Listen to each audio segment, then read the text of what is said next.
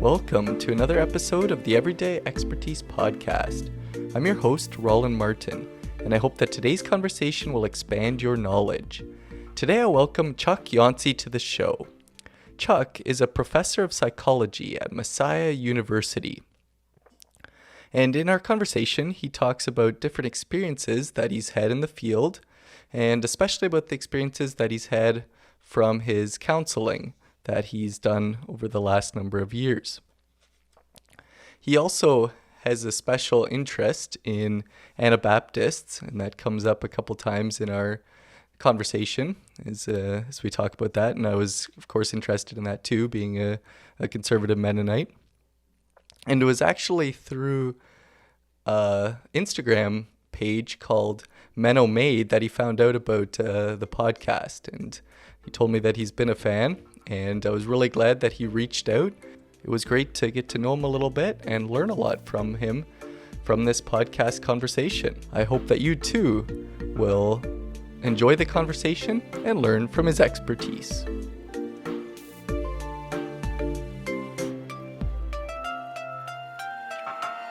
Welcome, Chuck, to the Everyday Expertise Podcast. I'm really excited to talk to you here this evening. Well, thank you. I'm excited to talk to you as well.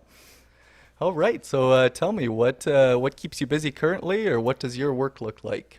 Sure. Well, right now I'm between semesters. We had an extra long semester because at the beginning of the fall they decided because of COVID they'd give us an extra 2 weeks. They basically had the first semester, fall semester, end early, and then they had the spring semester start a little bit later. Okay. So that's been a nice thing. We start next week, so I'm prepping right now for classes, and also because I do therapy as well, I've been doing some extra therapy sessions, and so more than normal. COVID has also. Someone told me the other day that they thought that COVID was the great intensifier, and I would say that that's probably true. I think it has really brought.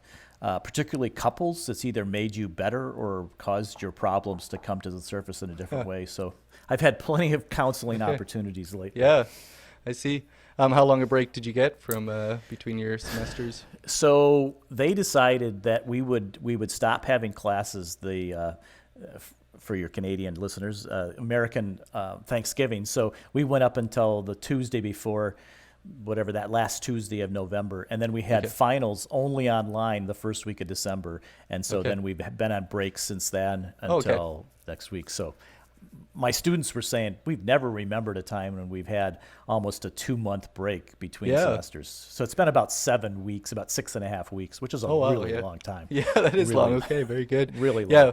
Yeah, we got an extra week as well. They decided kind of right at the end of maybe November, that we were going to start a week later here in January, just to give everyone a mental break, I guess. But that meant that we had a 3-week break, not a 6 or 7 week break. Yeah. So. Which is more reasonable, really. Yeah. It was good. It was good to have an extra week, but I was ready to get back into it. As when we started up at this past Monday was my first day back. Okay. So. Yeah, do you teach just psychology courses? Are you teaching other things as well? Or no, I just teach psych courses. So I used to teach a first-year writing seminar class, that's been a number of years ago now.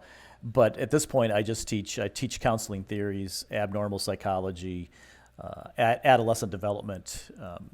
All of those are in my interest. And then I teach a class that no one else wants to teach, but at once upon a time in my life, I thought about being a history teacher, and so I teach the history of psychology, which most people hate. But one of the things that I've learned to do with that class is turn it into basically an entire semester story, and I make it into a story, and I talk about the people. I find that when you look at the people and you put them and you develop who they are and you make them real, it really brings that kind of boring history together, and you get to see. The history of psychology has some really crazy people in it, and so which is ironic, but it really brings it to life, and you get to see kind of the interesting forces and in some ways their own psychological problems and the beliefs they've had about the world and faith, and all of those things really come through in a really nice way when you do it that way. Neat, very good. So is your teaching, does that take up pretty much all of your time, or are you doing some other things also? So I do counseling on the side, and then I'm also in the process of writing a book right now on the history of mental health movement in conservative old order Mennonites and Amish, and so I'm looking at which is why I ended up in Canada a couple years ago. I went up to Eagles Wing. Yep, Eagle Wings. Yep. Yeah. I went up there, drove up there, and visited there. Probably 2 years ago now. Wow, it's hard to believe it's been that long. And which is going to have a chapter in the book, the story of Eagle Wings. Okay. And so that'll be included in there as well. I read someplace that writing a book is like washing an elephant. You don't know where to start, and you don't know where to stop, and you don't know what you've done. So it's really true. Okay. Is this your first time doing that, or? It is. I've never written a book before, so I sometimes wonder what I've tried to achieve here and what I'm doing. I've learned a lot. It's been a fascinating journey, but it just takes a lot of time. Yeah. Was that your idea of the project to do, or did you kind of get pushed and prodded into it? No. So a number of years ago, I worked as a therapist at Green Pasture. Green Pasture is a mental health. It's associated with Philhaven, but it was built by Amish and Old Order Mennonites. Okay. It's a house where they have their members come, and then they have professionals that will do counseling with their members that are there. And so that really got me interested in mental health and Amish and Old Order Mennonites and conservative Mennonites of all stripes.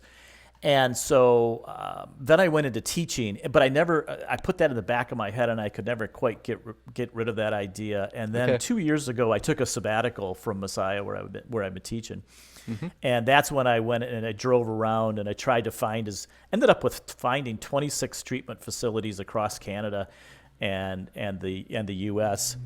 And so that really got me deep into that world, and that's where that whole interest came from. Met some fascinating people. There's just some really, really amazing counselors out there that they're just Amish and Mennonite men and women who are doing some great stuff out there without a lot of formal education. Lots of times no formal education, but which is really fun. That is fascinating. Yeah. I don't know if you have things to say here, but what kind of are maybe some just to get to know you a little bit here, what are some of the things that you do on a typical day, or what some of the things that your work involves?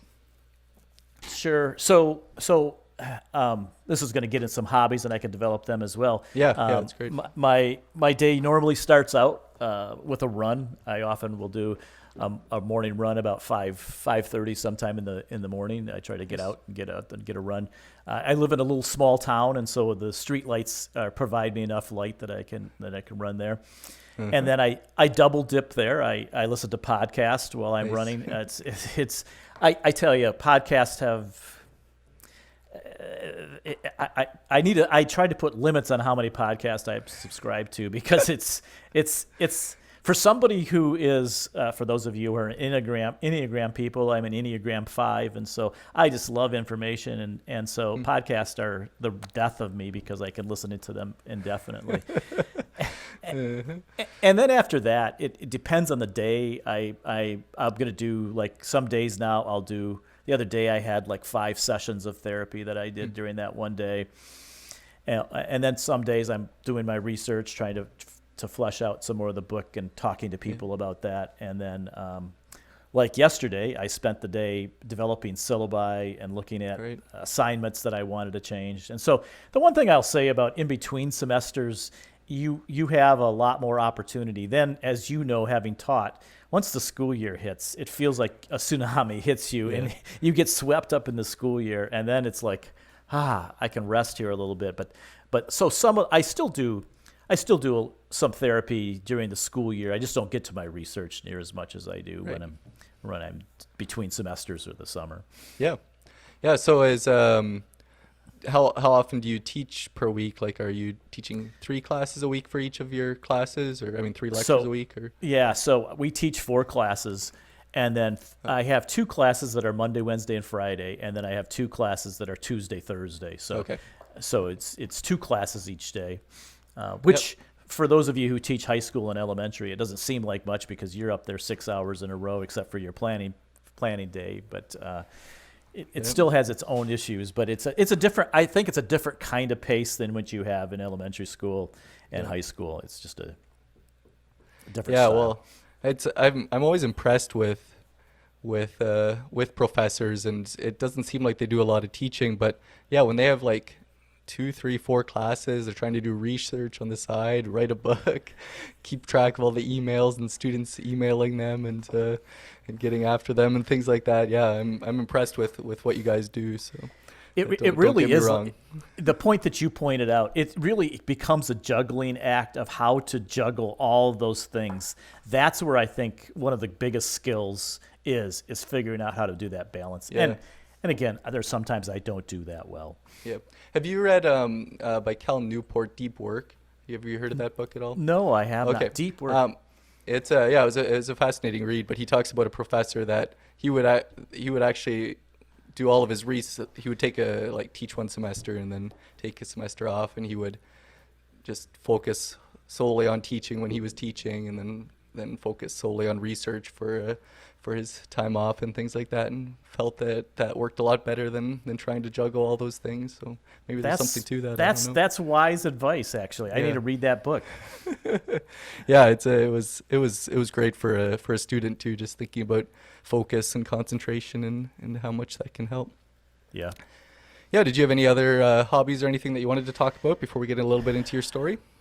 So I grew up on a farm, and I live in a little town now, but I still love farming enough that I have a maybe a quarter acre land, but I have 27 chickens on that. So nice. I jam as many chickens in there as I can. So, Nice.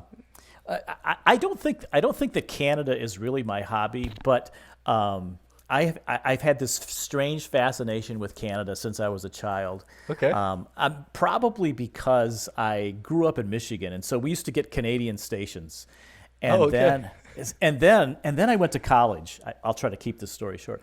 Then I went to college, and my first year, I had a roommate from Brooks, Alberta. Okay. And then my second year, I switched colleges, actually. So the first year, I went to Rosedale Bible Institute, which is kind of a Faith Builders. Back then, it was more like Faith Builders. Then I went to Cedarville University, Cedarville College at the time. And my roommate there was from Arborg. Is that how you pronounce it? Manitoba. Okay. Yep. And so I had my second Canadian roommate. My wife at Rosedale, her roommate was from Elmira, Ontario. Okay. And so then when I was in grad school, one of my good friends was a French Canadian priest, which was probably the most unique relationship I had. And he really wanted me to move to Canada. He worked so hard. He ran these children's homes in Alberta, in Edmonton, and where was the other one at? Outside of Calgary. And so I'll never forget, he said, "Chuck, you got to move to Canada. I need you to be a psychologist for me in these children's homes." And so he sent me this contract. One day a week I was going to be working in Yellowknife. I was going to be which he was going to fly me to Yellowknife on Mondays, I think it was. And he also had arranged so that I would be the psychological consultant to the Canadian Royal Circus, which I was like, wow, this is crazy.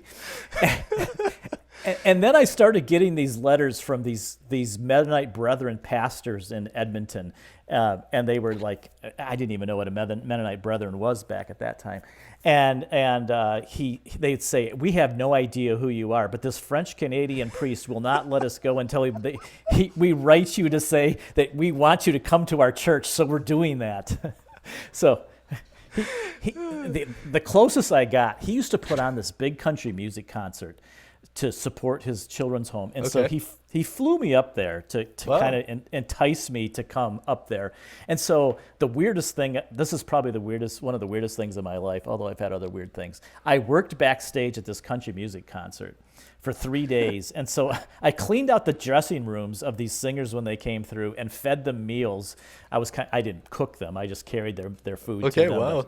Which so he put you to work as he was trying to convince you to join him there? he said he said, I know enough Mennonites in Canada that I know you like to work, and so I'm assuming since you're a Mennonite that you'll want to work as well. So I got beat for being a Mennonite there on that one as well. So for years we would go to Canada every year. So I've got to see some of Canada's greatest secrets.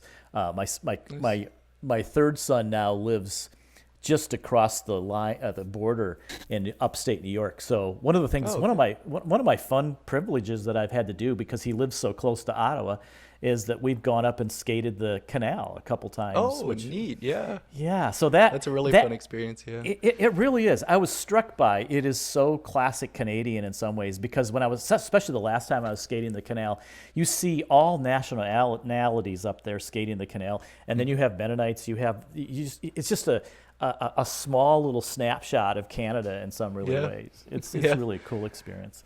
But anyways, that's great. So I love Canada. Yeah, that's great, and nice little view into some of the stories that you have to share, I guess. So might be a good time to ask you a little bit about kind of what's brought you to the point here where you are. So maybe I'll start this way. What introduced you to the field of psychology, or what gave you an interest in that field? Sure. I talked a little bit about how many of the people in psychology had their own stories, and so that's really true for me too.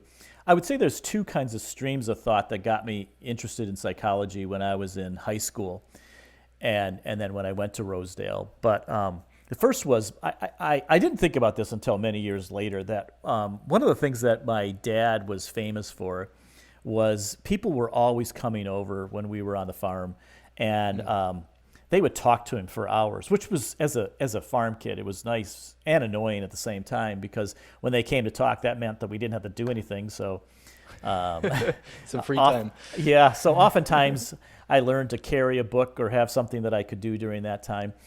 And so my dad was always somebody who talked to people about all kinds of things. And then when I was in elementary school and middle school, I was overweight and an awkward Mennonite kid in a public school. And so I got picked on a lot and got teased a lot and got made fun of. And in about the 7th or 8th grade, I got rescued by a very popular girl in the class who had to work with me in a math class. She was assigned to me to be my partner, so she had to hang out with me. And she kind of said, hey, you're not as bad as people say you are. And so she kind of rescued me and stood up for me. And that experience, though, ended up getting me to be because she made because I was her friend, I became much more popular. But I had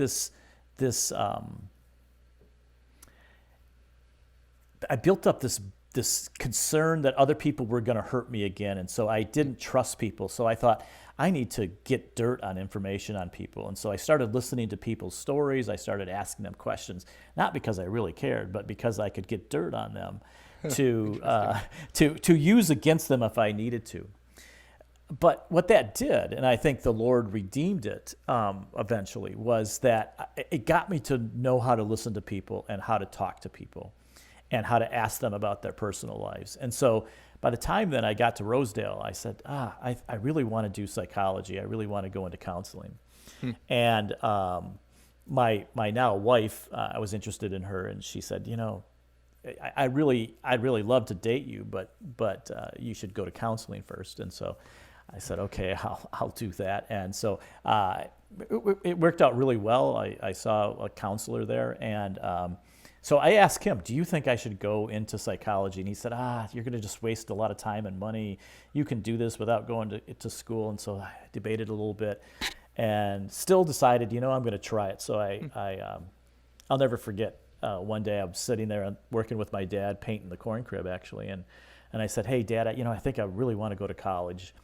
And didn't know I didn't know what he would say. And he said, you know what, you should go in and call. So I went in and called. I think about it now. I called Cedarville, and they accepted me. They sent it was pre-internet day, so they had to send me a packet of information. I got accepted like 2 weeks before school started. Oh, wow. Had never seen the place. They had no room for me. They accepted more students than they had rooms for because they figured people would drop out. Okay. So this is how I met Stan Paulette from Manitoba. We ended up in the same lobby together as students who didn't have rooms until people dropped out. And they came to us and they said, hey, would you two mind rooming together? And we turned out it was two Mennonite kids, and so it was a nice match for us. And so we both were psych majors, and so it was really cool. We got to have classes together, and that's when I really got the bug, and that's when I decided I wanted to really complete and get licensed as a therapist. And so then that's when I went off and got my master's degree at the University of Dayton. Did you go right from? I did. Yeah, I went straight in. In some ways, I wish I wouldn't have. In some ways, I wish I would have had. I realize, and this is what I love listening to your podcast. I do think there's something about having life experience that makes schooling different. I mean, there's some advantage to going right away. Don't get me wrong. Yeah. But I did therapy with my master's degree for 3 years, and then I decided to go back to complete my education with my doctorate. But then I had already worked for 3 years, and so then the stuff I was learning in class, it'd be like, one of your guests actually said this. I was like, man, that's really good in textbooks, but that doesn't work in the real world. And you just have a different feel by that time, which just gives you a different experience. So, and then the other thing that I will say, I would say that when I first became a counselor, I was much more committed to being a technical counselor. And so I wanted to do all the right things. I wanted to have the right techniques. I wanted to do it right. And then probably, I don't know, I had a really tragic story where a young couple lost a child. And it really helped me see, in some of those situations, there's not much you can do. You can have the greatest techniques in the world, but in the middle of someone's grief, there's a part of therapy that has to be person to person and has to be relationship to relationship. And that's when I really begin to see that you can be a great skilled therapist and counselor, but if you can't also make the relationship work, then it's not going to work. And so that really set me in this whole long search for how in the world do you connect with people quickly, that you can get them to trust you quickly and get them to tell their story to you.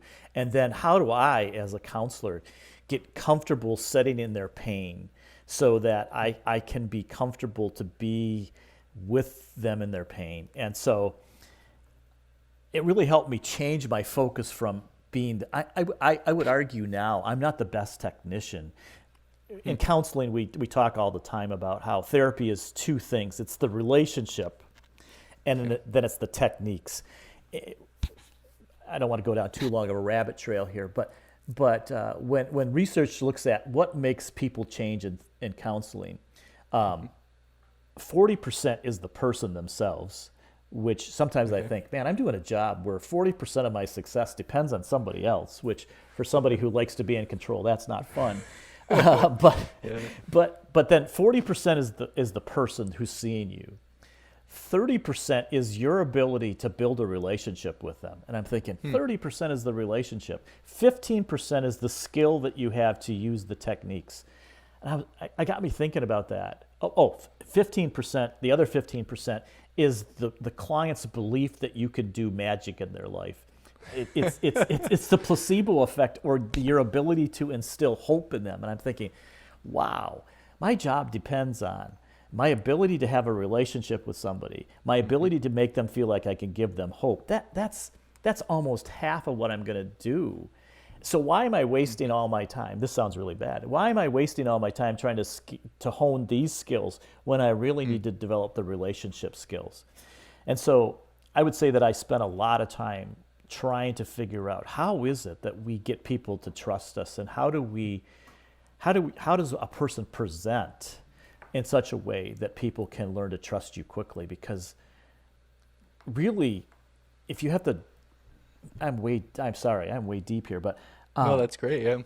if you can, part of therapy is getting people to trust you enough that you can get them to do really hard things to make them better. And without that relationship, you can't do it. And so sometimes I say that to my classes that therapy is almost like it's like a relationship in a box, because it's not a real relationship, because you only see this person once or twice a week in an office. Right. But yet you get the intimacy of a real relationship for a short period of time. In that way, it's a strange relationship. Yeah. Oh, I was going to ask, as you were talking about trying to find the balance between relationship or technique, or I think I have that right, is how you were saying it. Is there a technique to building a relationship? Like, is that a skill that needs to be learned too, or how does that work with it? So yes, there is, and so my kind of so there's three things I almost got into, two besides psychology, and one was biology, and the other was teaching history. And so there's enough of me that's an investigator that likes to figure out the rules. And so there is techniques and skills that you can learn to develop a relationship. I mean, some of it comes by nature, and you have to have a certain. I think it's easier for some people than others to figure that out. But there are skills that you can learn. It's how you present. It's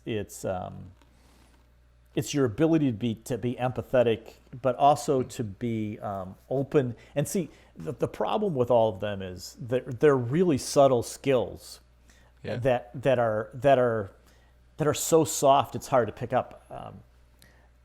Not to embarrass you, but one of the things that I've appreciated about listening to you is the way that you ask questions and the openness in which you do that.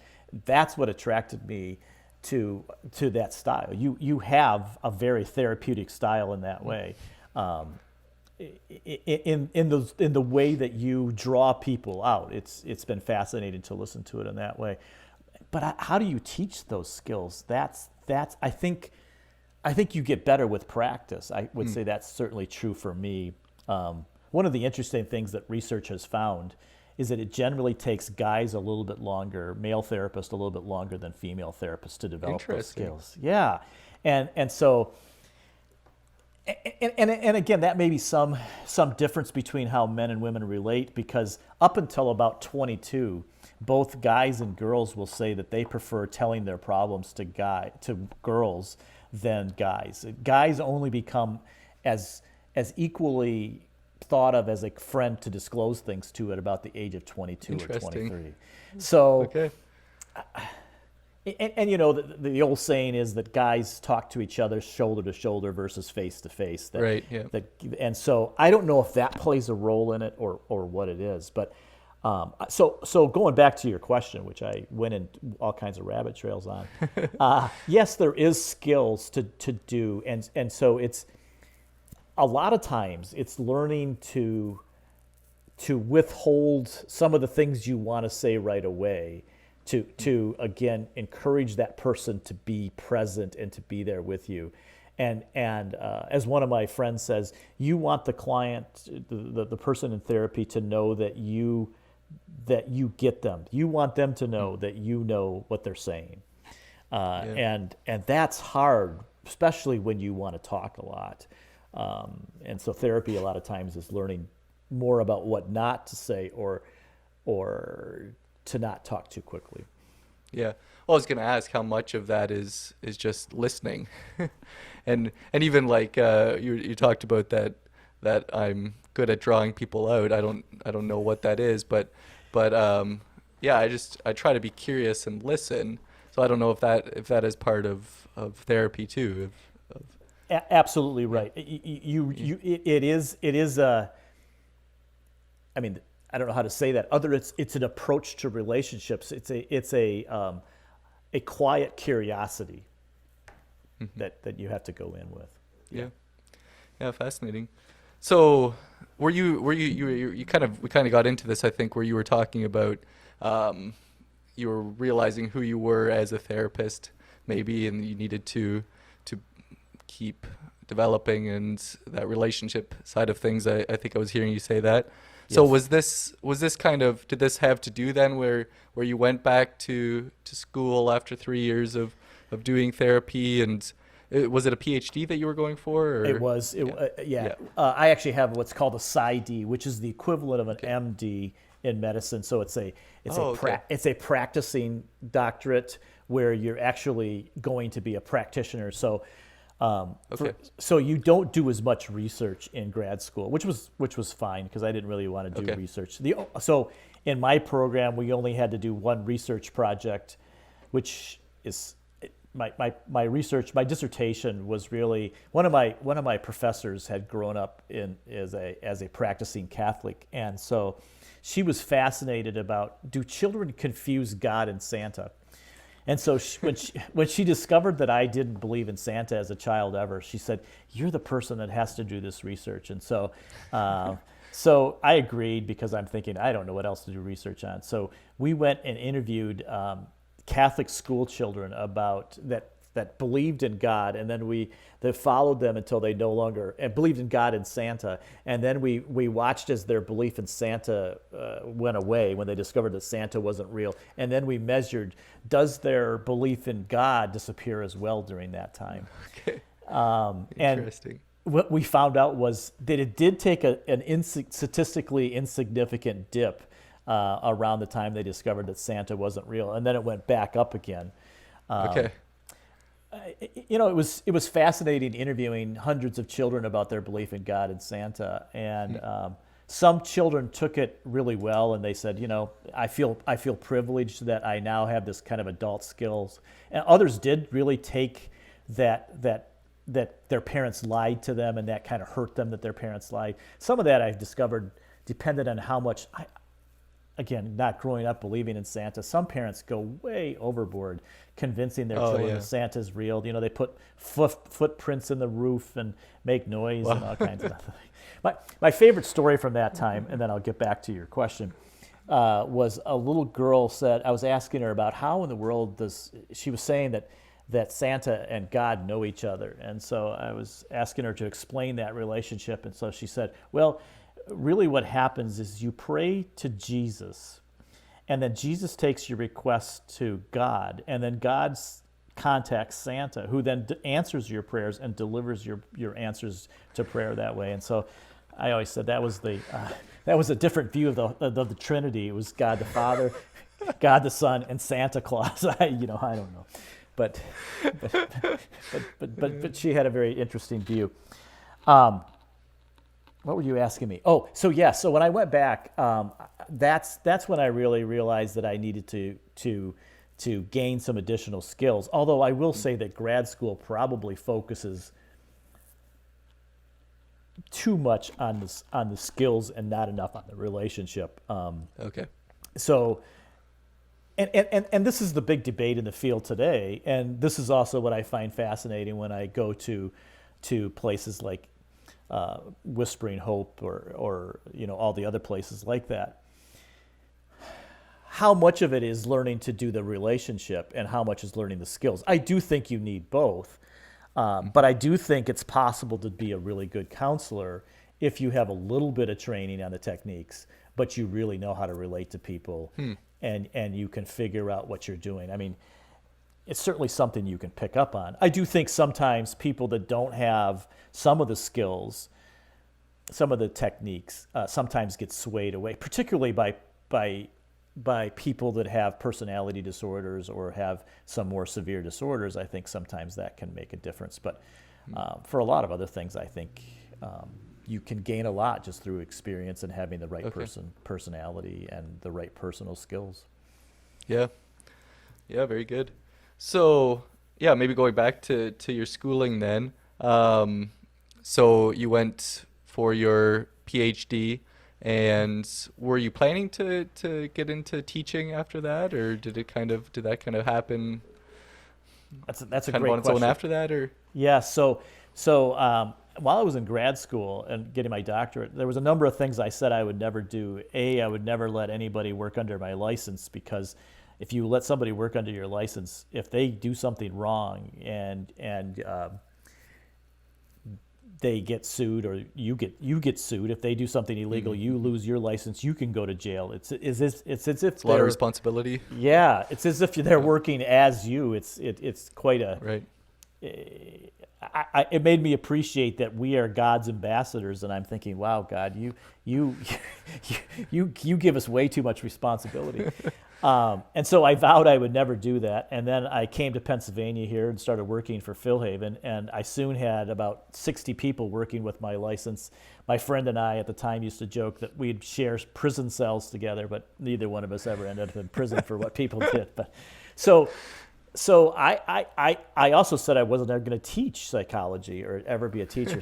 So I got out here to Pennsylvania, and I got a call from Messiah, and they said, "Hey, we're looking for somebody to do an adjunct. Would you be willing to teach one class?" So I thought, sure, I'll teach a class. I like talking and I like teaching.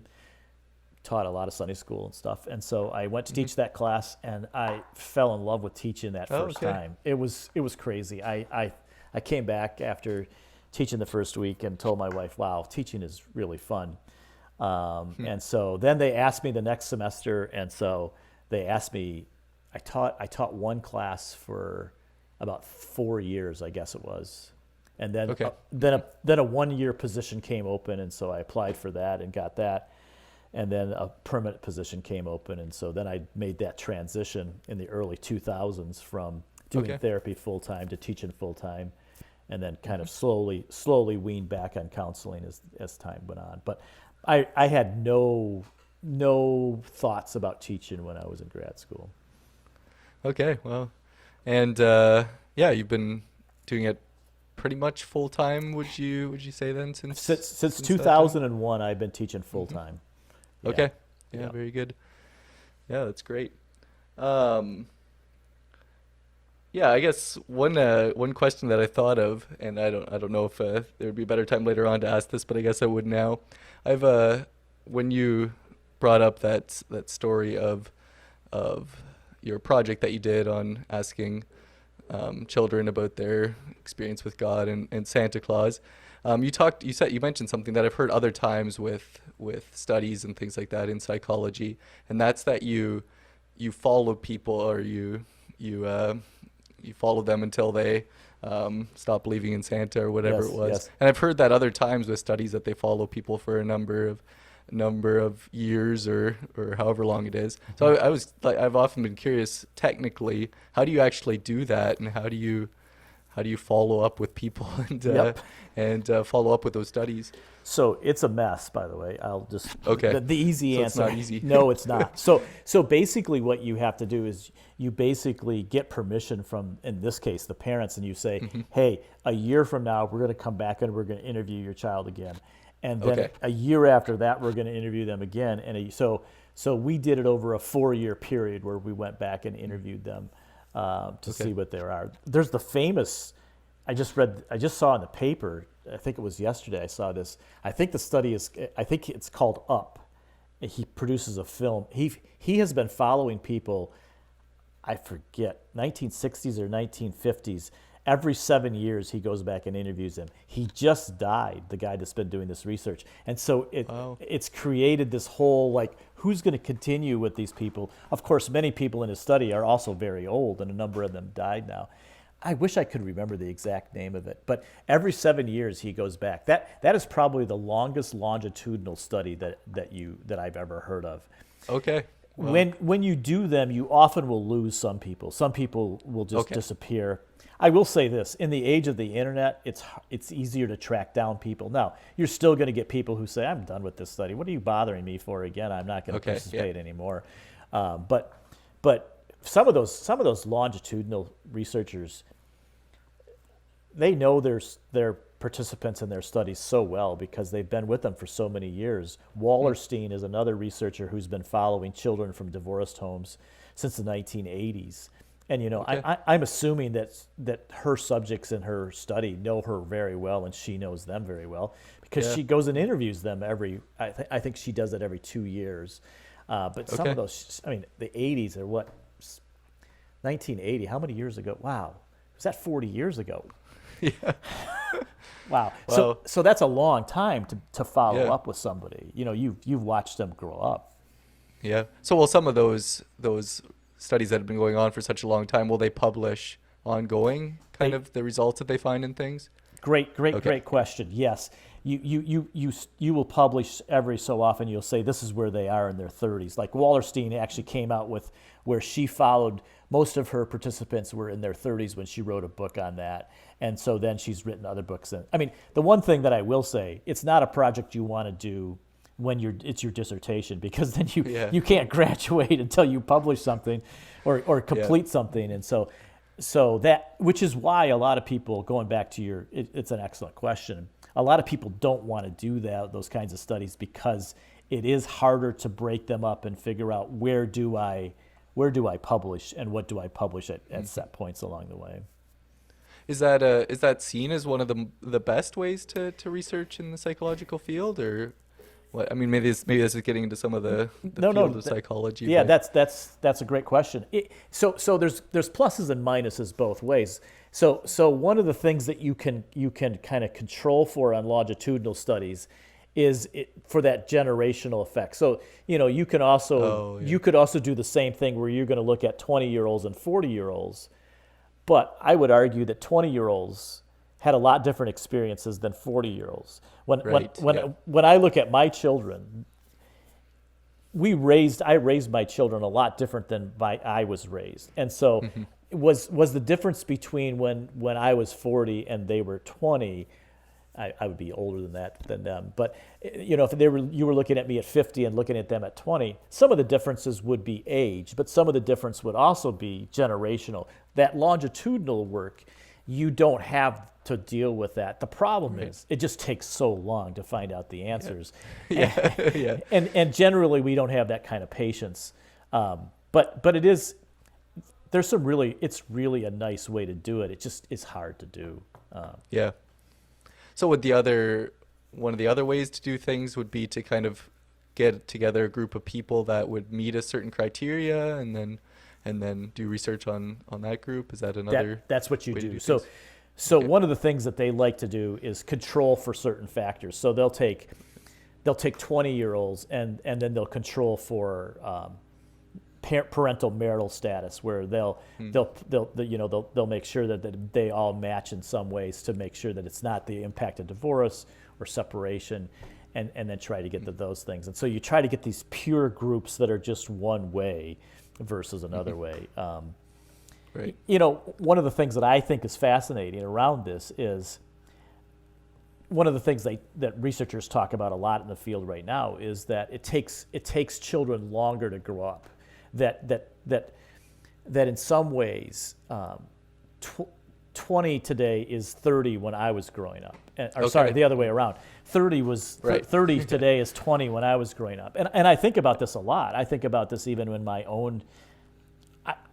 I'm so much more involved. My wife and I have 4 boys, and I'm so much more involved in their lives than my parents were. When I left home, I called my parents, once a week, maybe once every 2 weeks, and but we also didn't have the technology to be able to have so much conversations with them, and also there was a different kind of friendship that I had with my parents, or lack thereof, than I feel like I have with my children. Now maybe they feel the same way about me, but it feels like there's a different relational way that I relate to my children and they relate to me than I related to my parents, which has me really curious to see how you all relate to your children.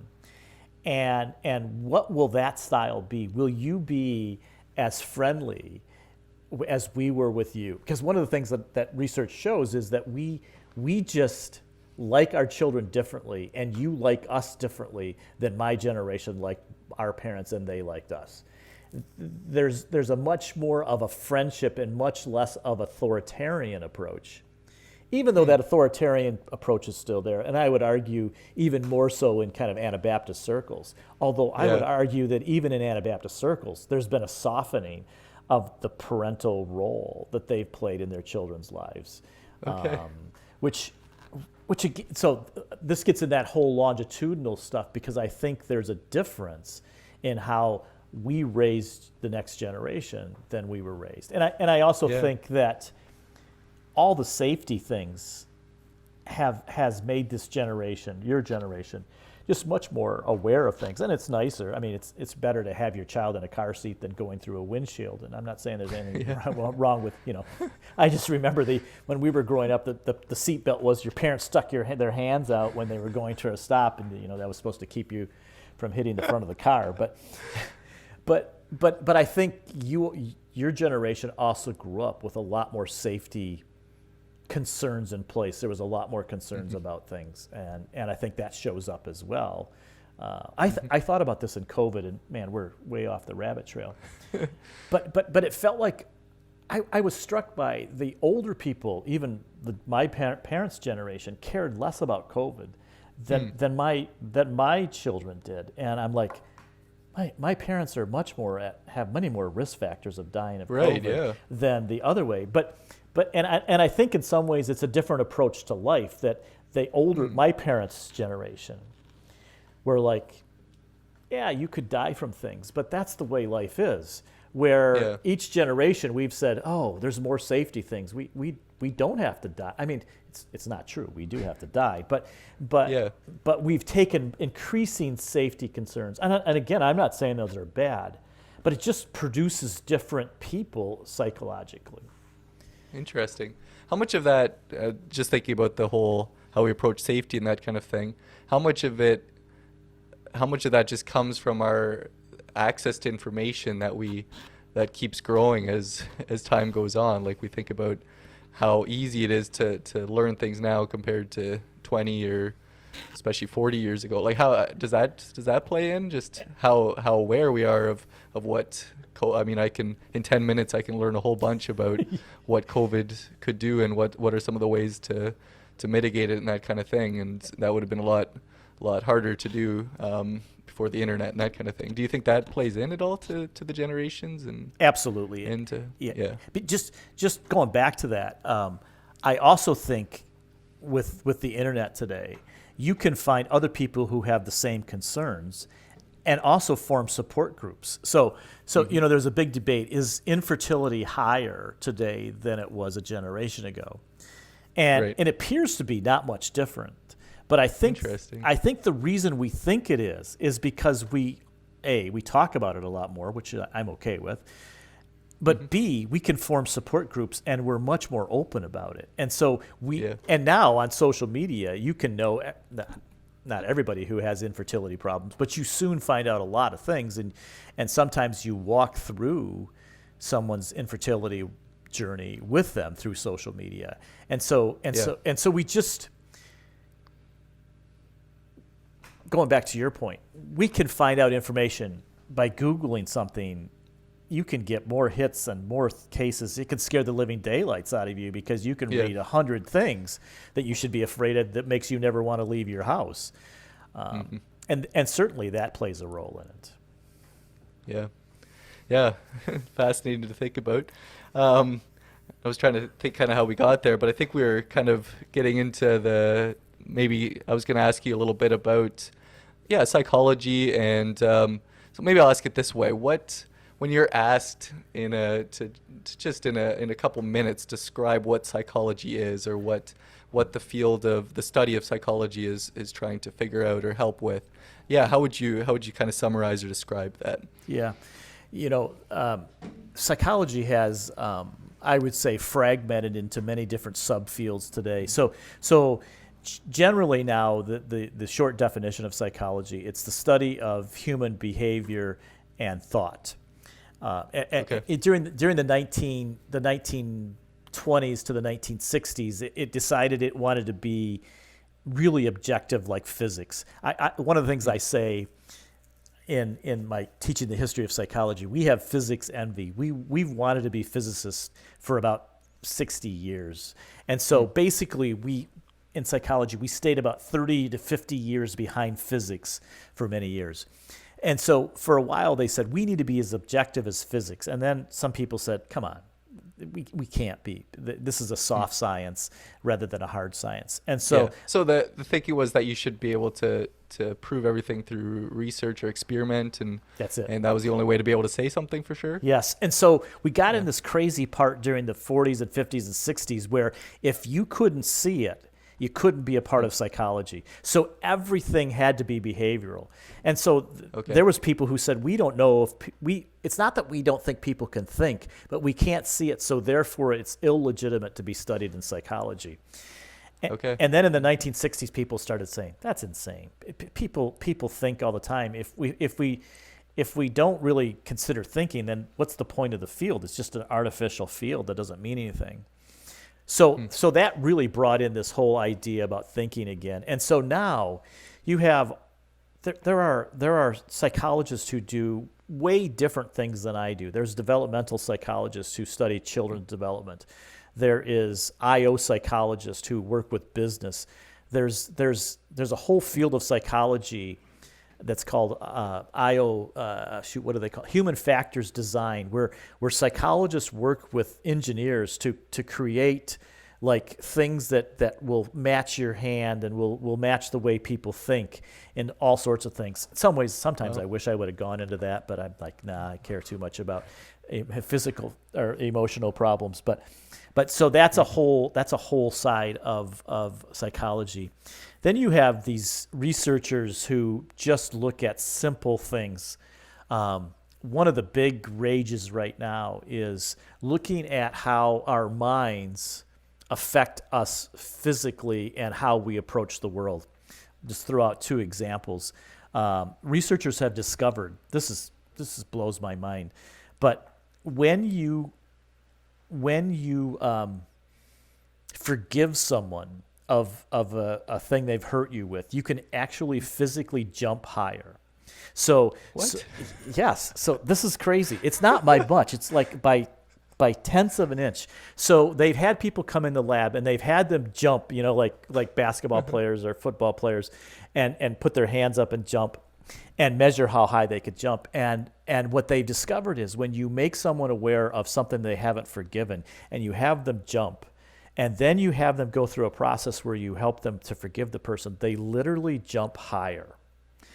And the other thing is also true. When you have a secret that is very burdensome to you, you're carrying a secret that I find the research on secrets crazy fascinating, because when you have a secret, it gets weighty and it feels weighty on you. And they actually found that people, when they have a secret that they want to tell people, like an affair or something they've done wrong, usually some kind of sinful behavior, that when you have them estimate how steep a hill is, they'll overestimate how heavy it is.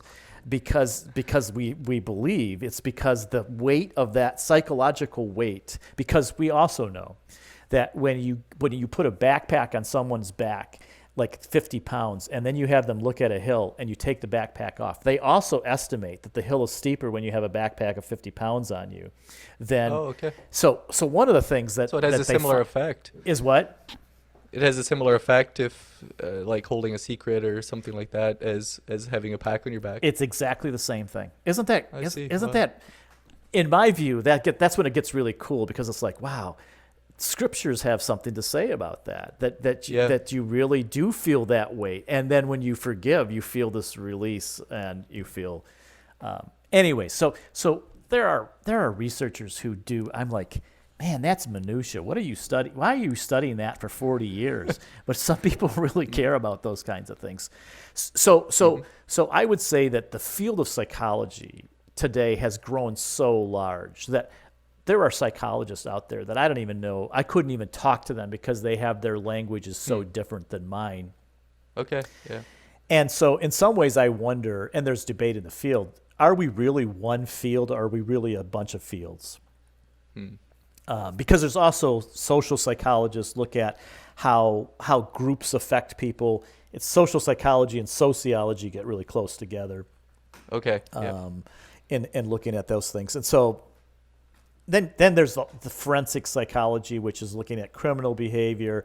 These are the people that make it in television crime shows, which I don't really get into that whole area, but that's a whole fascinating field for some. I mean, I'm always amazed at how many students that I get their freshman year, and that's what they want to go into. You know, they watch some kind of CSI or some kind of television show, and they think that's what they're going to be doing. I keep telling them, you realize you're going to be doing grunt work that's not going to look anything like those people on television are doing. But isn't that? I think that's probably the goal of the first year of any program in college or university is to break all your misconceptions of what the field is. It's true. And so that's the big one that we have to break, is that no, you're not going to be some person that's going to follow you around and you're going to solve crimes. That's not what you're going to be doing.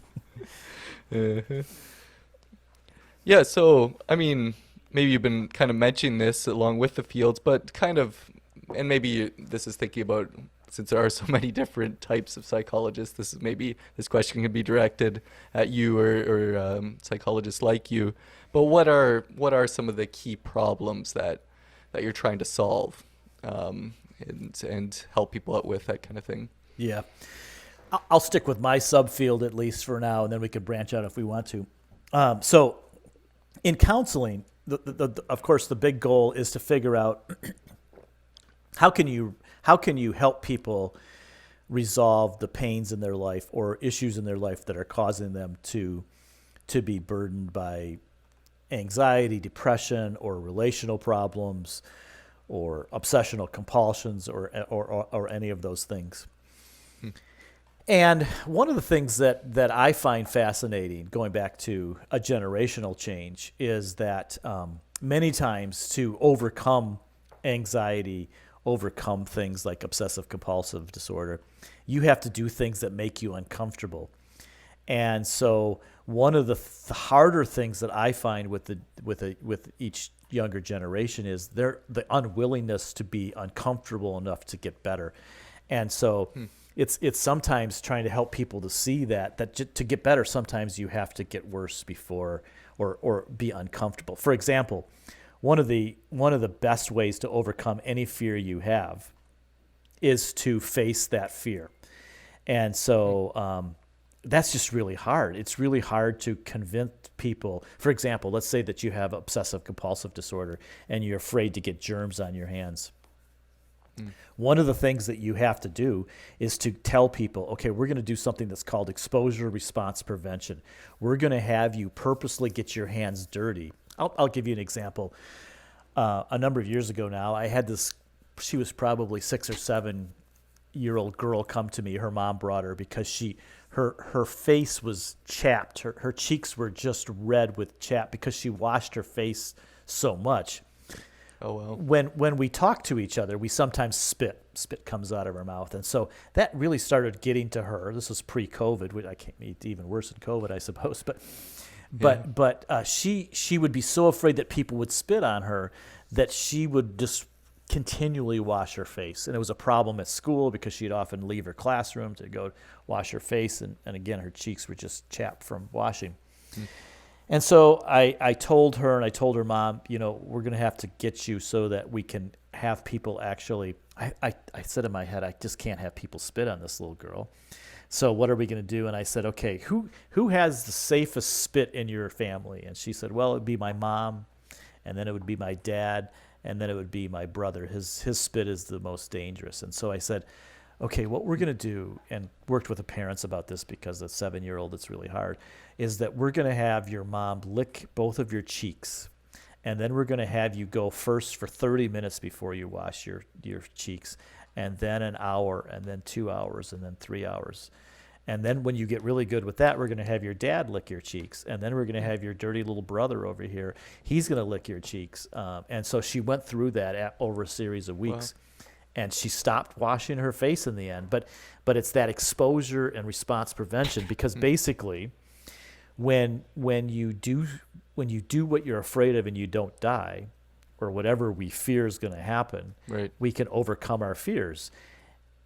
what's really hard is sometimes it's hard to face our fears, particularly when they're in our heads more than they are in real life.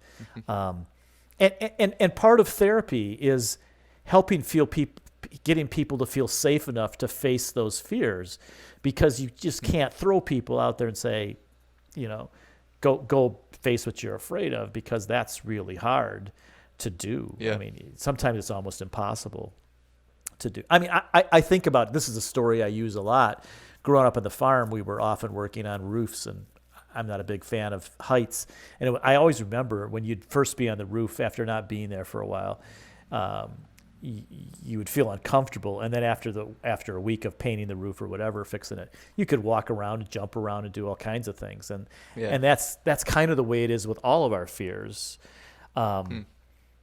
which seems like a dirty little secret when you tell people that probably the best way to overcome your fears is to face them and get through them.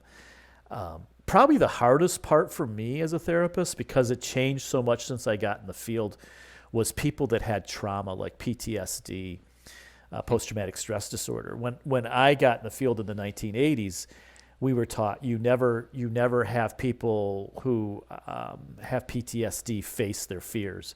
And now the treatment approach is you have them face their fears in these controlled conditions, which I'll have to say this, it's still hard for me because it's so against what we were taught when I was in grad school. But the Veterans Administration here in the U.S. has these machines that they're set up, and they have these rooms that they can dial in any war that the U.S. has been in since, I think it's the Vietnam War. And they have these guys that have PTSD, and they have the smells and the sounds of those wars, and they put those guys in there with their therapist and have them relive that. And I'm like, to me as a therapist, that even seems cruel, but it's been found to be the most productive way to overcome PTSD. Really? Wow. I would not have known that. Yeah. Me neither, until the field changed on me in that way. And so one of the things, of course, you have to do is help people to change what they tell themselves. So let's say that you were in a situation such as an abuse situation or in a rape situation, is you really have to help those people with the cognitive beliefs that what do they tell themselves in their head? What thoughts do they have? You teach them kind of coping skills, and then you have them relive parts of those scenes, since you're not going to actually redo that to them. And that's been a really, that's been a real change for the field. And again, I think it's one of those techniques that you can learn that you wouldn't know intuitively that's what's going to help. Yeah, it's fascinating. This is a question that kind of came to me as you were talking about some of the different things that you help people with and that kind of thing.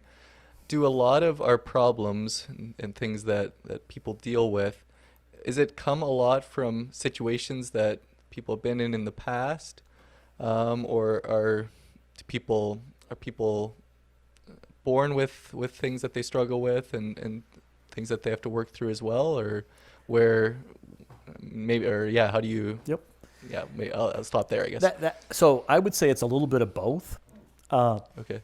So the way I often tell people is that here's my summary of it.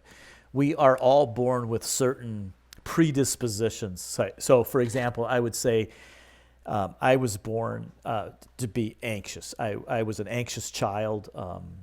I was a very shy child and just was frightened by everything. And I look at my brothers and sisters and my parents, and I would say that two of us in our family were much more anxious based than the two other of us. There was four of us in my family. And so I would say that somebody like me would be predisposed to develop anxiety disorders. And also we know from other research that people like me are also more inclined to get depressed. They often go together, depression and anxiety. Okay. So here's my thought. If somebody like me is born and then things happen to you that are hard, I'm more likely to develop disorders than somebody else who doesn't have that tendency to get there. Okay. But somebody else may have a tendency to struggle with anger and resentment.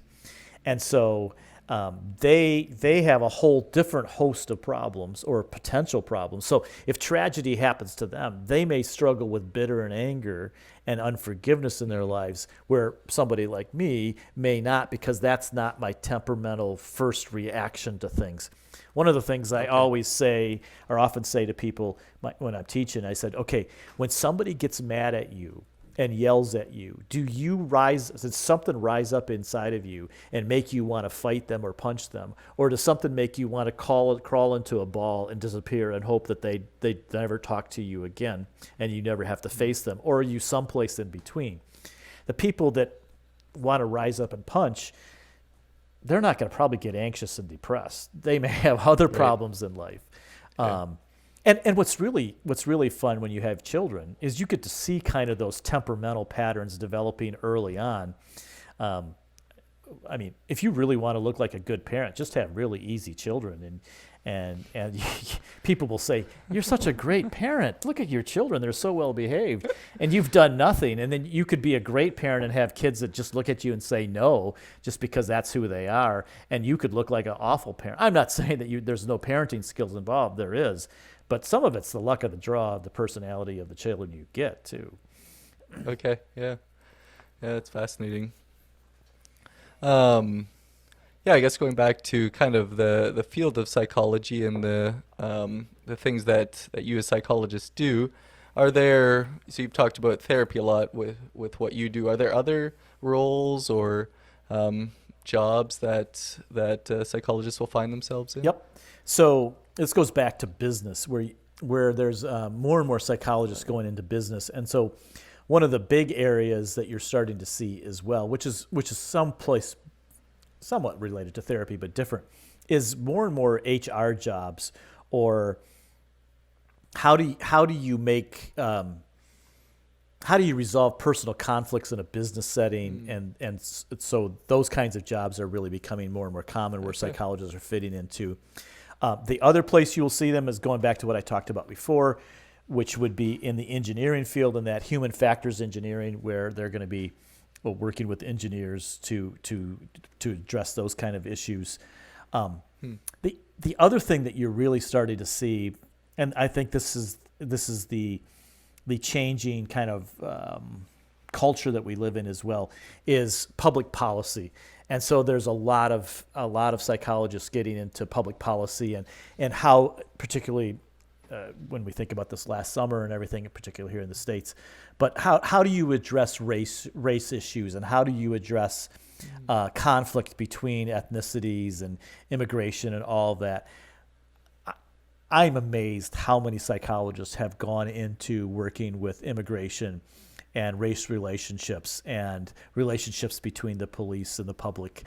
That's a growing field for psychology to get into, which again, when I was in grad school, that field was very tiny, and that's really starting to become a bigger issue, which is it's a relatively brand new field of looking at all those issues. What do you think has led to psychology and psychologists having interest there? Is it because there's more and more psychologists, and so they're able to find more things to become involved with, or is it just an awareness that's raised for the role that they can play in helping people in different areas? Do you have any idea, like, as you've seen the field change, what's led to the continued branching and growing of what's done? So I would say it's a little bit of both. So for example, back in the 80s when I would have went to school, we did have a section in my social psych book on racism and kind of race relations. But it was a tiny little chapter towards the end of the book. And then I think as society has become more concerned about it, and the number of psychologists, you've hit on it. There's just so many psychologists now. And so it pushes you to find places to plug in and get jobs. And so I think right now I would say that those issues are really a kind of where we are as a society. And then also that there are psychologists who have that interest and want to say, hey, this is what we know about this area. Let's do that. And And when there is interest in an area, then they'll start doing studies, and then there'll be things to study, and so it kind That's of right. feedback loop that can keep growing in something like that, I guess, too. The other thing that I want to bring up here, the other big facet, and this goes back to what you just commented on. There's a whole wave of research right now on social media, which I actually got a little bit into that. I'll talk about that too. But so right now, I mean, there are people studying social. In fact, I'm just a friend of mine, and we're just starting to study this semester or next semester. We're looking at why do we like what we like on Instagram, and so it has the part that kind of has been fascinating to me. Then I'll get to the bigger field, but is so my friend who really is into research, a third friend of mine, and he really pushed Julie and I, who are looking at this. He said, okay, why do you guys like what you like on Instagram? And so I had to sit around for 2 weeks and think about every time I hit the button on like on Instagram, why am I liking this? And you know what I realized? I have all kinds of rules that are in my head about what I like. And I would have never guessed my rules until I was forced to sit down and think, okay, why didn't I like that, and why do I like this? My series of rules are rather sophisticated, I realized, and way beyond what they should be for a crazy thing like Instagram. But so we're curious about what we're looking at is how do people make a decision to like what they like? And what I realized by looking at my own life, it's going to be almost impossible to tell, because sometimes you like things because they're your close friends. Sometimes you like things because you feel obligated to. Sometimes you like things because you like some parts of it but not others. There are some things I realize that I will never like when somebody posts it, no matter who it is. And so it's very complicated about what we like. Uh-huh. And so I realize that likes mean something so different for each person. Mm-hmm. And they mean something different probably for the receiver than they do for the giver a lot of times. But you know, I'm not sure that's any different than when I give my wife flowers. I don't think that what I mean for them to mean necessarily means the same thing to her. It's humans. It's just hard to communicate. And the little like button is a fascinating one. I mean, Instagram has been debating for a long time about getting rid of the heart button. They did. I don't know if it was just a Canadian trial or something like that, but they did for a month or something. So like that. I was going to ask you about that, since I don't live in Canada. Yeah. So I follow this fairly closely, and they told me they were going to get rid of it in Canada and Australia, I believe. Did they really get rid of it for a month in Canada? I think so. It was a couple years ago now, I think. Yes, that's what. But yeah, I remember that. People talking about, you can't like things on Instagram anymore. So Canada, but it didn't last Canada long, was a trial for Instagram. They were going to try it to see if it worked. Yeah. So. Yeah, I'm not actually on Instagram. It was just other people talking about it that I knew about okay. it. But it did happen. Yeah, interesting. But yeah, it was just a short thing. So one of the big things that's really come out in social media right now is the devastation, it looks like, impact on girls' mental health.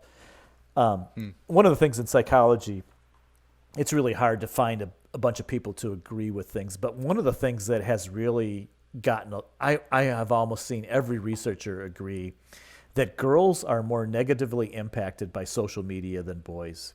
So what we've noticed, what researchers have found, is that starting in 2011, there has been this sharp uptick in the rates of depression and anxiety among teen girls.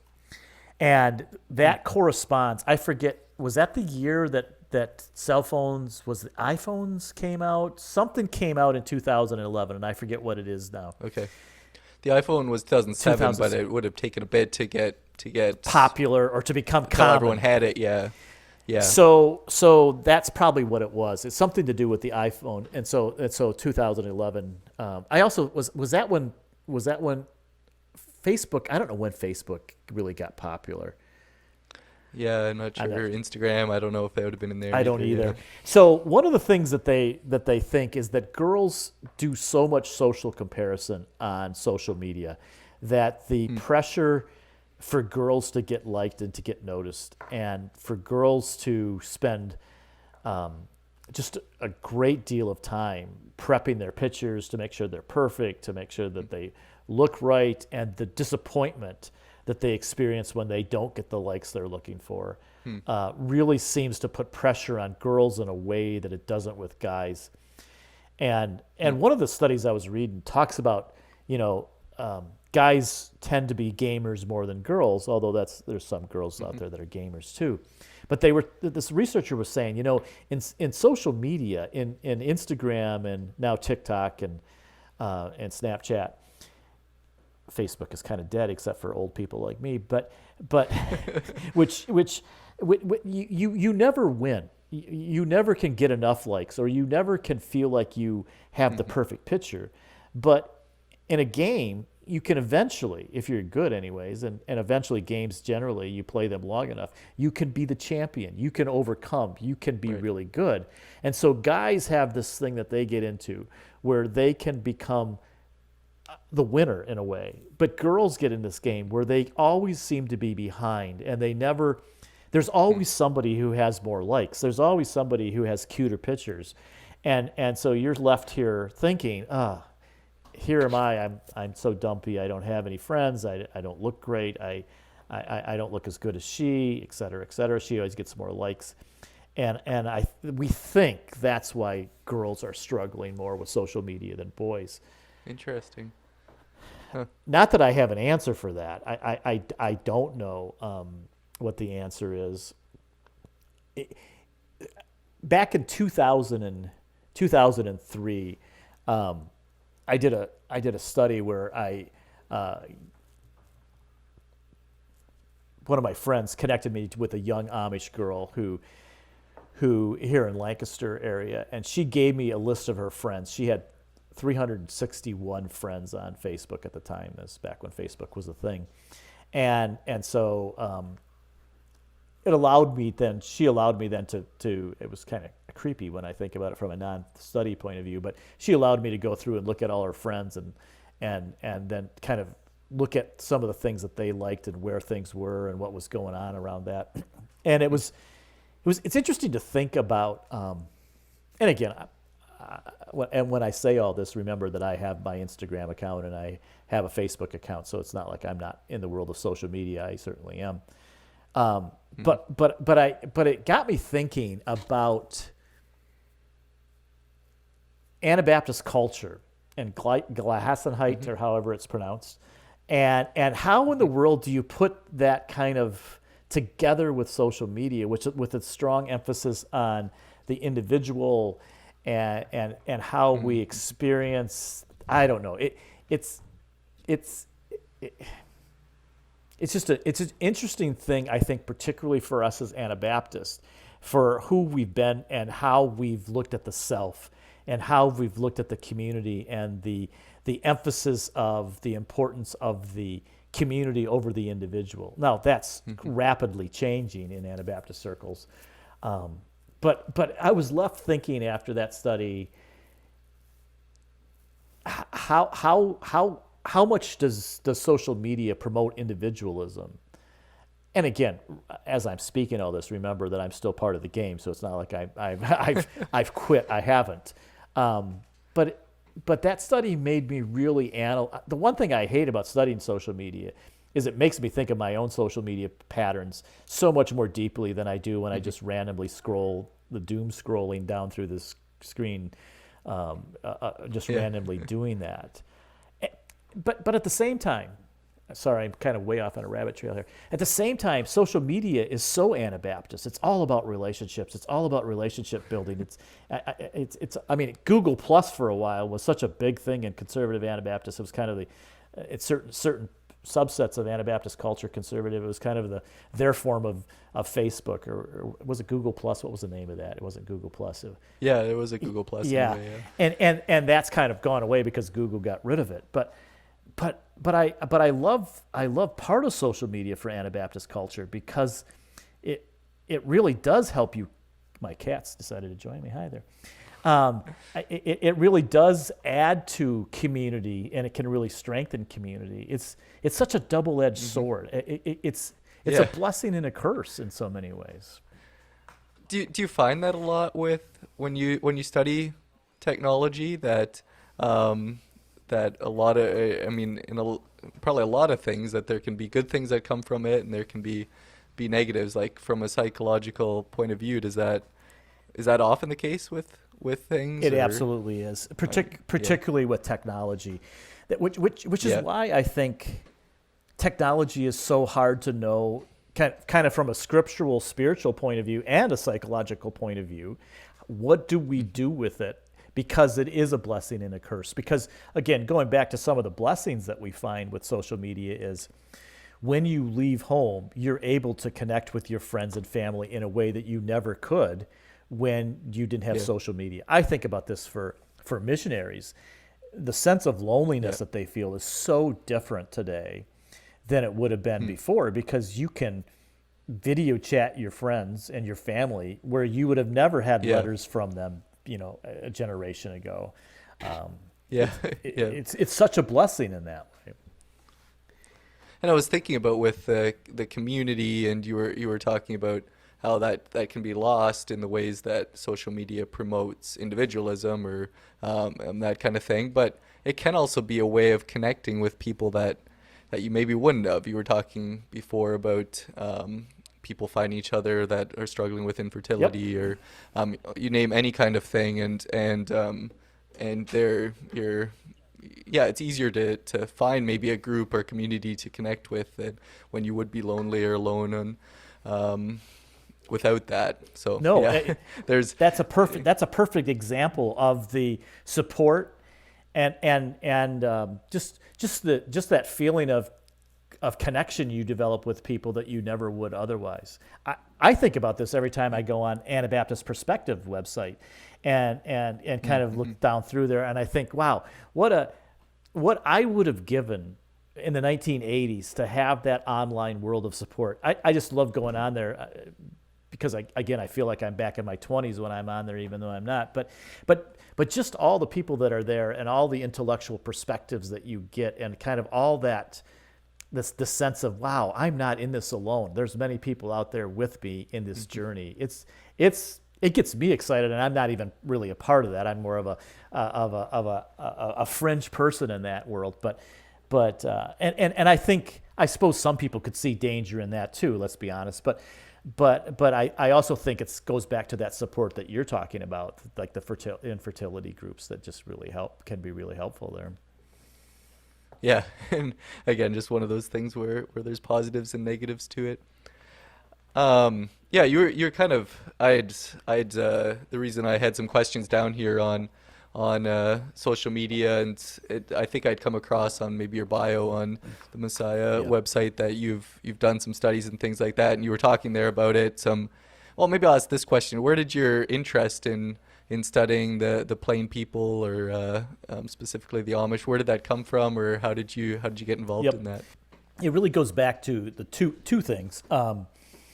My time at Green Pastures and working with Amish and Old Order Mennonites really got me back connected. At one point, my great-great-grandparents in Canada would have been Amish many years ago, and so I would have had that. Although that didn't really get me interested in it until I really started working with them out here. Okay.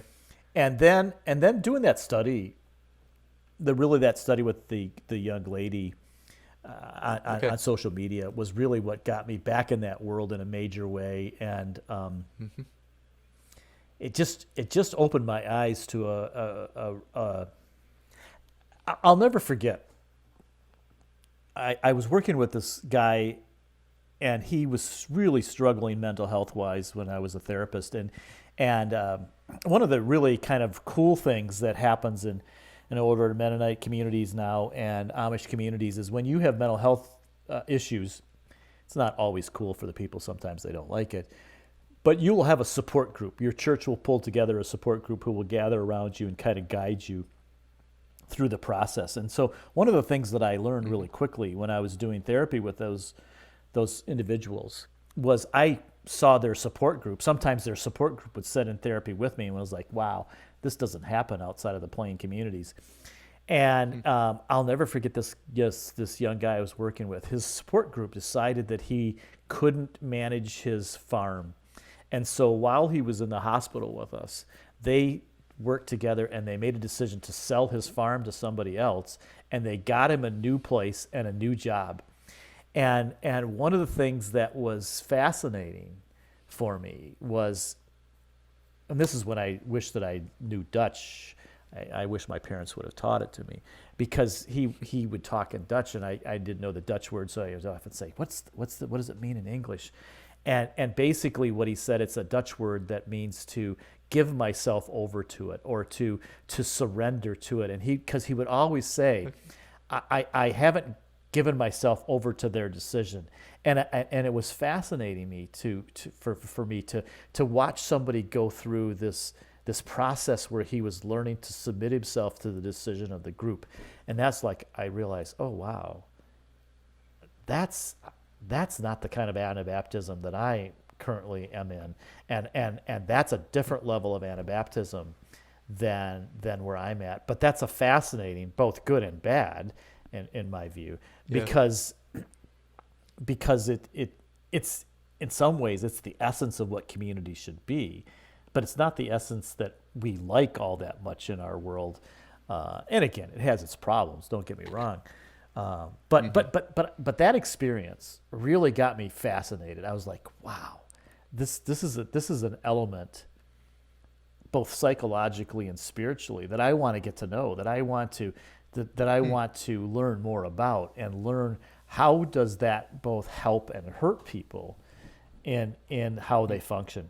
And I must admit, having now been in this world at various levels for the last 10 or 15 years, it is both a plus and a minus. I see people chafing at that, but I also see the great strength that comes with that.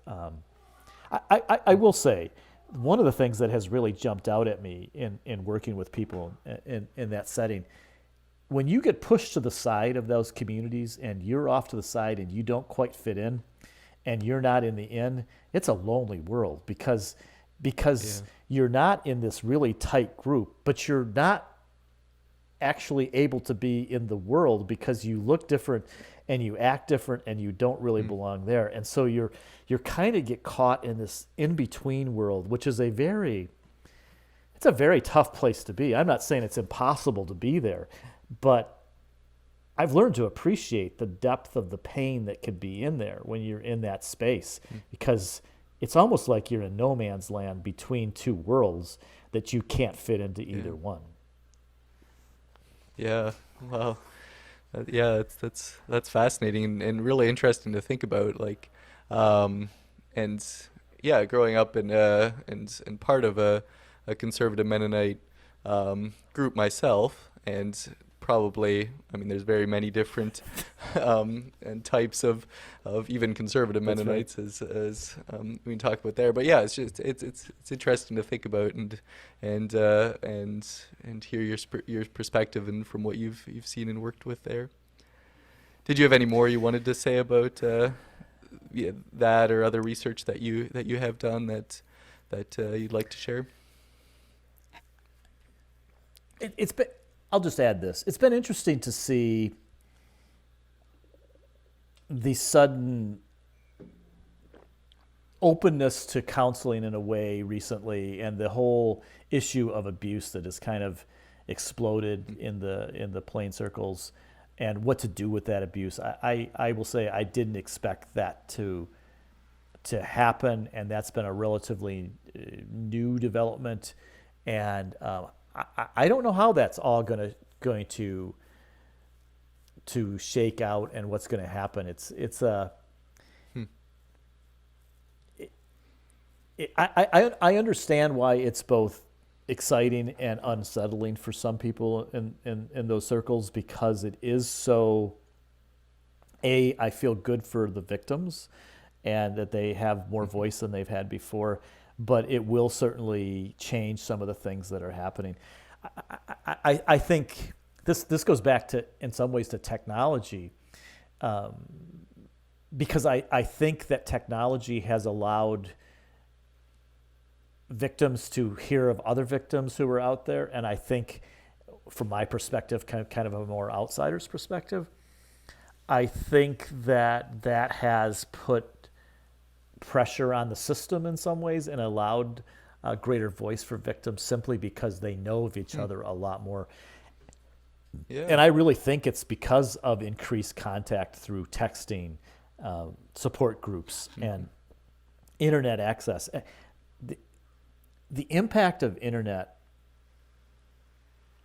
on these issues that we've been talking about interspersed throughout the evening here is fascinating to think about. And just again, this is the good and bad about texting and calling and all the things that we can do today. It's just, but I really do think it's played a significant role in the latest wave of debate and discussion about abuse in plain circles. And the answers are tough. The answers are hard, and how to address those becomes difficult, becomes hard. But I do think there's an increased openness to exploring them and to addressing them in multiple ways. Yeah, and it's fascinating that you connect that again to more connectivity and being able to find other people that are struggling with the same thing, or people that are willing to help maybe too, that to make that first contact, or give someone give someone's contact information or something that they can talk to, and that can open things up. But yeah, that's fascinating, and also interesting to hear you say that it's not an easy thing to deal with, and to yeah. Exactly. I don't have much more to say there, but yeah, it's fascinating. Yeah, if you have more things to add here as we go, that's great. But maybe I'll pivot a little bit here to asking if you have any advice that you came up with to share. So maybe first of all, do you have any advice for anyone that's maybe thinking about doing some studying in the field of psychology, thinking about pursuing it as a maybe college or university, or as a career of some kind? Do you have an advice looking back over your own career and experience that you'd have to share with someone just starting out?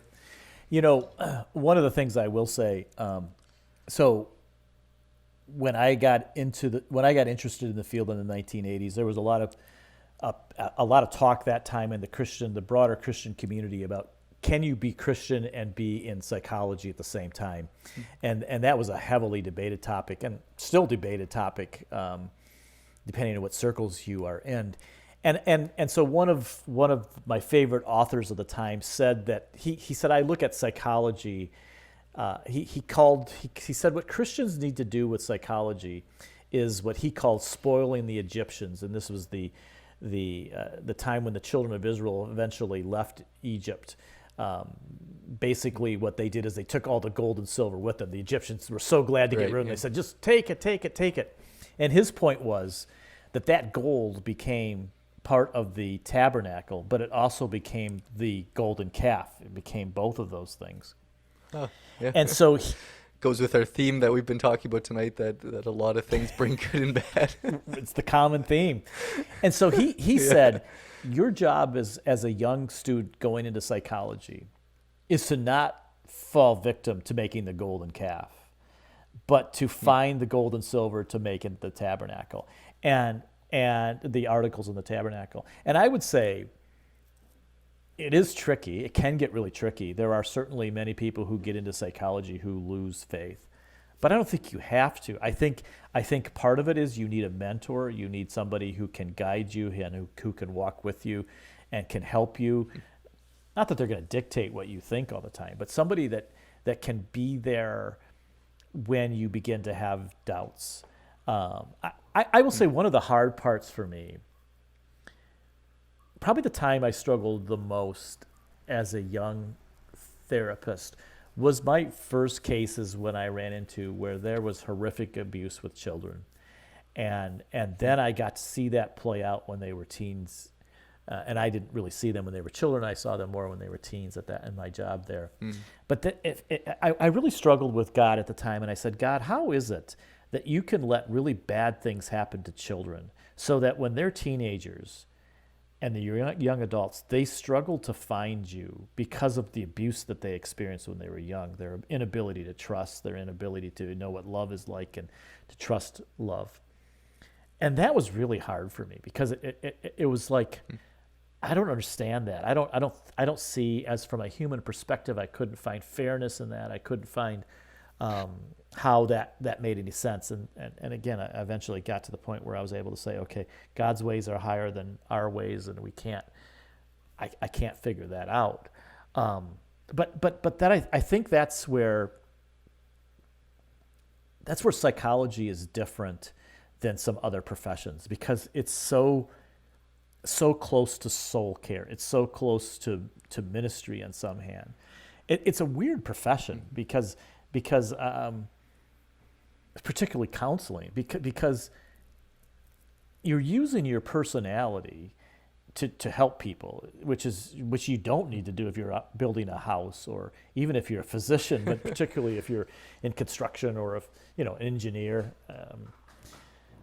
You don't need to do that as much, but you also are so deep into people's concept of life and concept of forgiveness and bitterness and so many things that come so close to the spiritual life that it I think that's what scares people about the field so much, is that it feels like, where does the profession leave off, and where do you get into spiritual discipleship? Where do you get into those things? And so all that to say, I don't think that we need to be afraid of it. I do think we need to be cautious, and I do think that we need a community where we can have those conversations.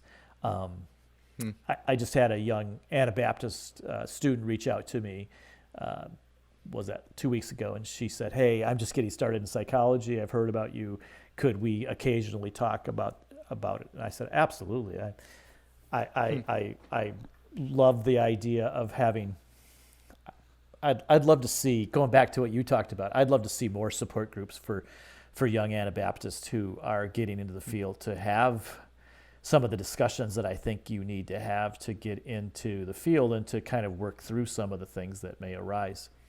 But so all of that to say, I do want to encourage people who are interested in it, do explore it. And again, kind of going back to that golden calf and the articles in the tabernacle, psychology can be used, again, that's the theme that we've talked about, can be used for good and bad. And so how do we use it for good? Because I think all truth is God's truth. And if we can find truth, we can take that and use it for God's purposes. It has to be done with care. Yeah, that's good. I like that, and I like the analogy you bring out there of the Egyptians. I hadn't thought of, or I've never heard that before, in any analogy of being able to take something that could be used for good or used for evil, and using it for good. That's great. Maybe for anyone now, do you have advice for just a regular person in regards to mental health or other things involved with psychology from your experience that you'd like to share? I'll talk a little bit about it again from my subfield of counseling. This goes back to some of the things we talked about before. There is such value in sharing what you think are your worst secrets. So much of our depression and so much of our anxieties and so much of our separation from others is a fear that people will not accept us if they know certain things about us. And what research shows over and over again is when you tell people your dirty secrets, which are not usually dirty because other people have them as well, not that they're not dirty, but generally people like us more when they know things about us than when they don't. But we live in this world that says if they know this about me, they're not going to really like me. They're gonna find that I'm weak. They're gonna find that I have something wrong with me. And the relief that can come just by sharing, this goes back to jumping higher, feeling that burden of carrying a secret. Sometimes there's so much healing that comes in just sharing your secret. Now, I don't think you got to share your secrets with everybody. You got to use discretion. There's some people you don't want to share your secrets to because they're not trustworthy. But generally, there are people in your life that can help you carry that burden. I think about how the scriptures sometimes seem confusing where they talk about each person should carry their own burden and we should share burdens with one another. It's different kinds of, you look at the Greek, it's different words there. But I think that's where you can share each other's burdens in a way that can ease our emotions. And again, you can't solve all of psychological problems that way, but I think it's so many times that can be the case. And I will say this. One of the things that I think sometimes makes Anabaptists, sorry, I can't believe we're talking about Anabaptist culture so much here tonight, but sometimes I think what happens in Anabaptist cultures is we do feel this pressure even more so than some other groups where we can't be weak, that we can't share weaknesses. And so our desire to live holy lives, and don't get me wrong, I'm not saying that we shouldn't live holy lives, but sometimes our desire to live holy lives forces us into live in a secret world where we're not where we should be, and we're not where we should be, or we have worries, or we're depression, or we're struggling with some area of sin or whatever. And so then we pull in versus kind of say, how can we reach out to other people? And so I do think sometimes we who've grown up in Anabaptist cultures sometimes find that harder to do, to share with other people. That's not true with all of us. Some of us are just chatters, but many of us find that way. I also will say, my friends find this crazy, but I tell them, I have never heard my parents say "I love you" ever in my life. Do I think my parents love me? Absolutely. I know beyond a shadow of a doubt. But they were that generation of Anabaptist parents who you just gush all over your children all the time that you love them. And so I do think this is where I think a change in generation. Your generation, my kids' generation, expects a lot more of that than we did from our parents. And which, again, I don't think either way is right or wrong. But sometimes I'm struck with that the younger generation sometimes doesn't feel loved by my generation because they have a different expectation of how parenting should be, and it changed on us. One of the things that I find fascinating is the amount of injuries that people talk about from their fathers. And I'm not saying that there aren't fathers out there that have injured their children. They have in Anabaptist culture and outside of Anabaptist culture. But some of that is the change in expectations, which, again, I have to say, I am excited to see your generation of fathers and the general softness in which you approach your children than even my generation did with our children. That excites me, coming from my perspective. But I think how we demonstrate love can also help our children in the long run when it comes to their psychological health. At the same time, I also see parents today in counseling who are so afraid to do anything with their children for fear that their children are going to be in therapy talking about them in 25 years. And so part of me, I'm working with two young mothers right now, and that's the thing that I keep talking about them in therapy. Your child is more resilient than that. They're not going to be talking about you. You can let them cry themselves to sleep. You can do this. That's not going to damage them. And so I do think there's a danger and overreaction here that we can get into. But it is It is a change that's happening. I forget where I was going. Oh, how to help with your own psychological problems. So please find someone to talk to that you can share that secret. It's unbelievable the relief we often find by just getting our story out there and having someone listen to it. And then again, if that doesn't help, find a therapist who can kind of help walk you through that.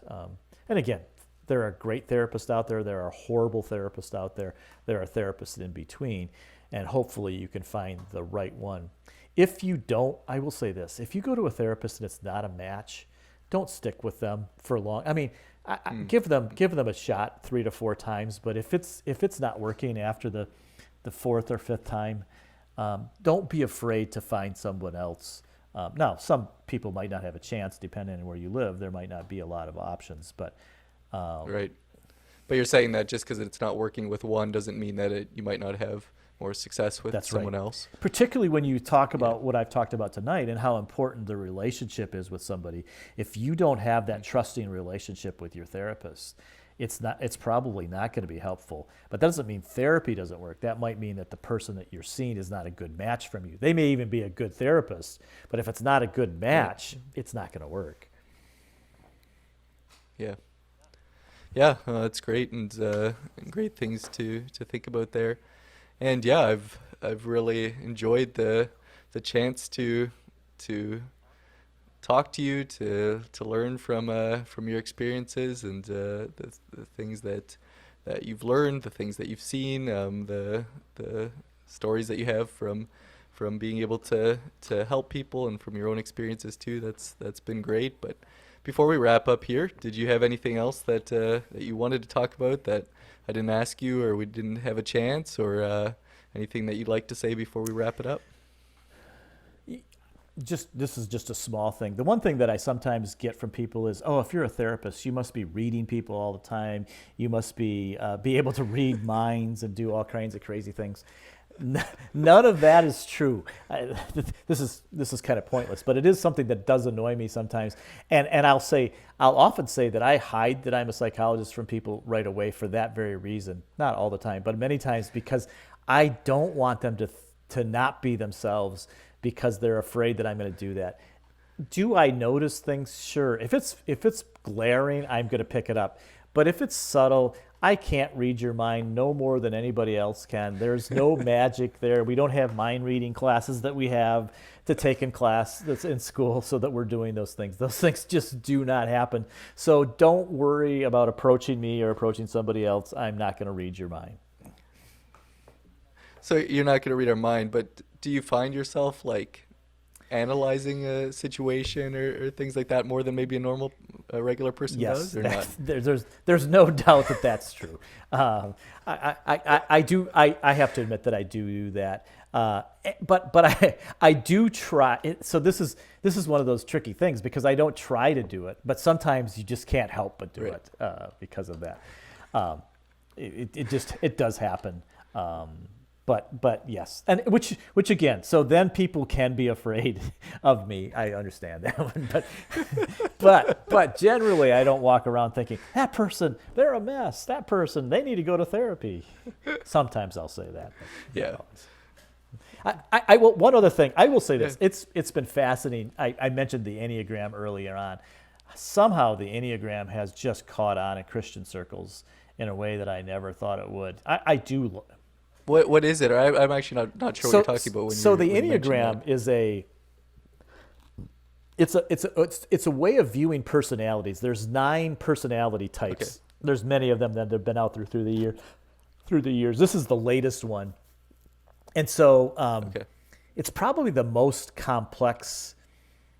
And the one concern I will say, it started with a Catholic priest. I've talked way too much about Catholic priests as well today, but it started with a Catholic priest supposedly in Central or South America. So it has kind of a mystical, spiritual side to it. And but there's a lot of Christians that have taken to it, and so you get in the right Christian circles right now, they'll be saying, "What are you in Enneagram number?" And yeah, blah blah blah blah. So take a peek at it. if you don't like it, throw it away. If you like it, it's helpful. Sometimes I find that helpful to figure out, oh, that person, yeah, they're coming from a 8, they're coming from a 4, or whatever the case is. Okay. Every system like that, though, I will say this, whether it's Myers-Briggs, whether it's DISC, whether it's any other system you use, they have their strengths and weaknesses, and they need to be looked at in that light. We can't reduce people down to, you know, 1 or 2 things. We're more complex than that. Yeah. Well, very good, and thanks a lot again for reaching out and suggesting that you might I might enjoy having the chance to chat with you, and I definitely did. So thanks again for coming on the podcast and sharing. It's been very thank enjoyable. you. Like I said, you're a great interviewer. I enjoy talking to you as well. You do a good job. Thank you. Thank you, everyone, for listening, and thank you, Chuck, for sharing your knowledge with us. I really enjoyed that conversation. I don't know a whole lot about psychology and counseling, so I really learned a lot from that. One thing that really stood out to me was when he was talking about the power of forgiveness and how people have actually been found to be able to jump higher after forgiving and being able to forgive. And also the freedom that comes from sharing our darkest, deepest secrets, and how that can be a powerful way to move past hurts or psychological problems that someone is dealing with. I also really enjoyed the theme that developed towards the end, where we were talking about different things, whether it's technology or psychology, and how things like that can often be used for tremendous good or tremendous evil. And we have to be careful and think about how those things are being used and how they're affecting us. And I thought that was some really good things to think about. So thank you, Chuck, for sharing your knowledge with us. It was a very enjoyable conversation. If you want to know more about this conversation or other ones that I've had, check out the website, everydayexpertise.ca. You can click on individual pages for different episodes there, and you can get links or show notes that go along with each episode if you want to find out more about them. Also, if you would like to connect with me for any reason, tell me what you think of the podcast, or give suggestions for guests, or let me know if you'd like to be a guest on the show, you can send me an email at contact@everydayexpertise.ca, or connect with me on social media, or if you know me, just talk to me. That'd be great too. If you use Apple Podcasts to listen to the Everyday Expertise podcast, and you'd like to give a rating or review, go ahead and give me some stars, telling me what you think of the show. And that'd be great if you would do that as well. That's all for now. Join me again next week to learn from the expertise of everyday people.